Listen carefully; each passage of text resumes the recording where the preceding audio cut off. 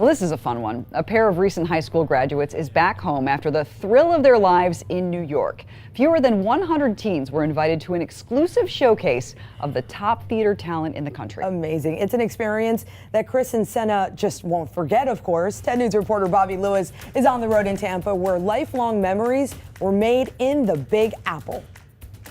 Oh, absolutely. Like, this is definitely, hands down, one of the best weeks I've ever had in my life. The bright lights have never bothered Chris Loving. It's just always been such a dream. Nor Senna Prositong.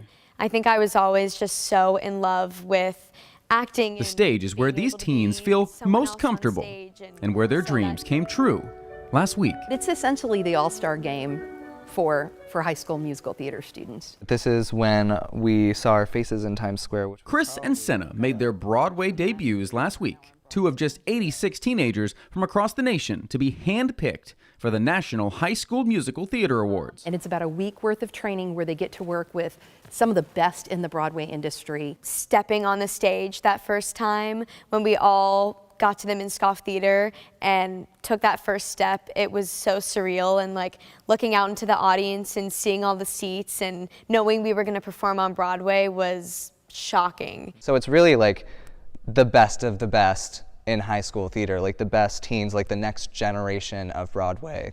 If you want to be a part of a big name show at some point in your career, you have to start small, and that's exactly what Chris and Senna did. Chris starred in the Mary Poppins production at Palm Harbor High School this year, and Senna starred in the Cinderella production at Shorecrest. Both of those performances got them invited to the Straz for a showcase, where they were then chosen to represent the Straz Center in New York, which was the best week of their life, and something they hope springboards them to an incredible on-stage career. I think the doors that were open for these two kids are kind of unfathomable. And it's something that I will definitely take with me for years into my life.